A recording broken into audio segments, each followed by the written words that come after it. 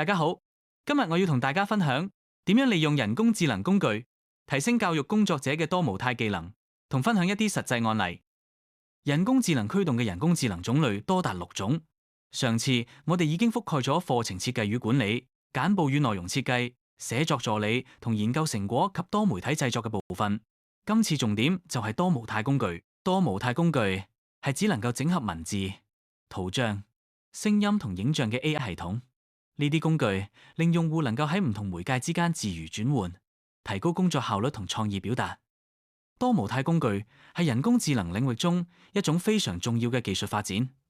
呢啲工具嘅最大特點就係佢哋可以同時處理多種唔同形式嘅數據，例如文字、圖片、語音同影片。相比傳統嘅單一數據處理方式，多模態工具能夠整合多種資訊來源，從而令系統嘅理解能力大大提升。舉個例，當我哋喺使用人工智慧工具時，佢唔單止能夠讀懂我哋嘅文字指令，仲可以分析我哋發出嘅語音，甚至係識別圖片入邊嘅內容，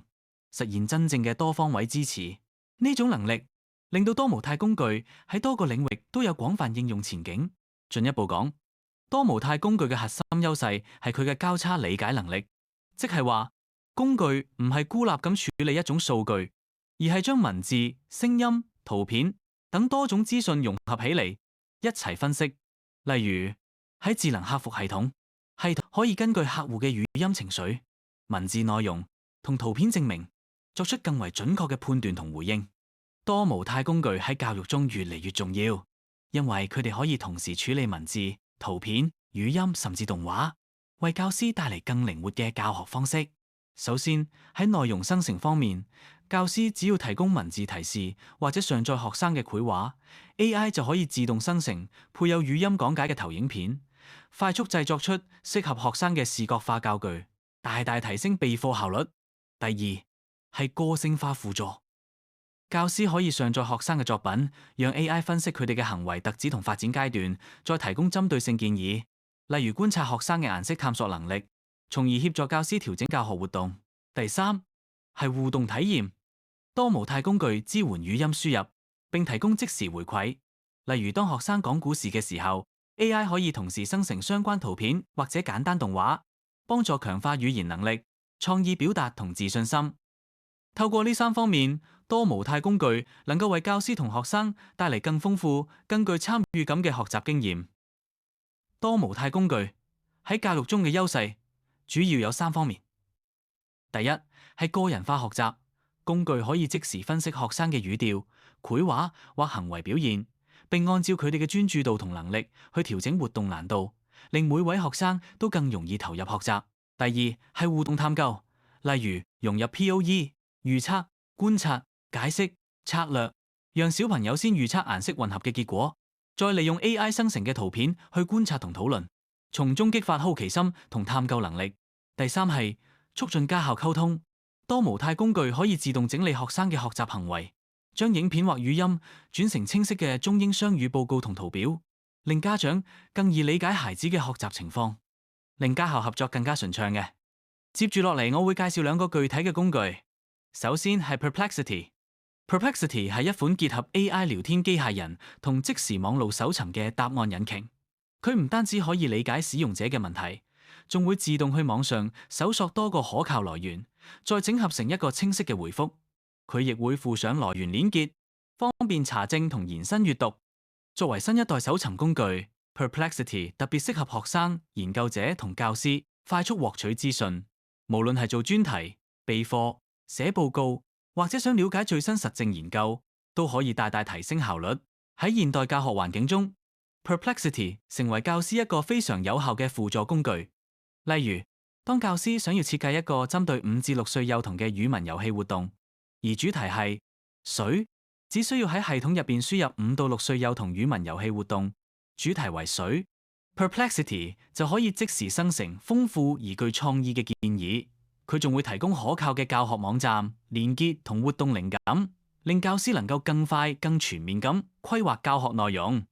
除此之外， Perplexity 嘅另一大優勢係能夠協助教師解決教學上嘅實際問題。例如，當面對新生嘅焦慮，教師只要輸入相關查詢，處理新生嘅分離焦慮，系統即刻會整合專家嘅建議，並且提供具體可行嘅方法。呢啲資料唔單止令教師增加信心，仲能夠幫助佢哋提供更加貼心同合適嘅支援，提升整體教學質素同學生福祉。我哋依家試下用 Perplexity 去搜尋或者生成啊。首先，我哋到主頁啦，喺空白地方輸入詳細指令，例如我就輸入咗自己嘅身份，要生成一個課程計劃，學童嘅年齡，而當中嘅主題係水。課程計劃為期2星期。你哋可以因應自己嘅需要，指出課程計劃要包含咩內容。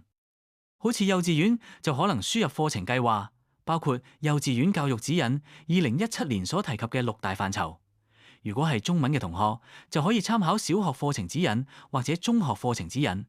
輸入後撳藍色箭嘴，等一陣呢就會生成咗答案啦，俾大家參考啊！而且喺答案嘅底下有人工智能所用嘅文獻同延伸問題。你能點擊延伸問題作探究，呢啲文獻唔單止增加咗答案嘅可信度，亦都方便讀者做更深入嘅研究。透過探索相關議題，讀者唔單止喺表面揾答案，而係可以連接到更廣泛嘅知識網絡，引導用戶由淺入深咁學習。案例2係 Po。Poa 係一個可以整合多個 AI 模型嘅聊天平台，例如 GPT-4、Claude、DALL-E 等。使用者只需要一個界面就可以輕鬆切換唔同嘅聊天機械人，唔使下載多個 App。對教師同學生嚟講，Po 可以協助快速比較唔同模型嘅答案，用嚟提問、資料查找、改寫內容，甚至做繪圖與創作。呢個平台最大嘅好處係方便易用，能夠一次過體驗多款 AI 工具，令教學同學習更靈活。喺教育界入邊，Po 呢個平台真係一個好幫手。Po 係教師備課輔助，例如用 Po 嘅 GPT-4、Wall 或者 Claude 模型，快速產生幼兒主題教案。教師只要輸入一個簡單嘅指令，好似 K3班藝術工藝活動，主題為農曆新年，系統就會自動幫你產生詳細嘅教案，包括材料清單、操作步驟，仲有延伸討論方向。呢啲功能大大節省咗教師嘅備課時間，令佢哋可以有更多時間專注喺教學質素上。Po 同時可以應用喺課堂互動環節，例如教師可以請學生預測由 AI 生成點樣喐動，然後一齊觀察 Po 輸出嘅圖像，讓學生分享佢哋嘅想法同原因。呢種互動唔單止活躍課堂氣氛，仲可以促進學生嘅推理能力、語言表達同好奇心，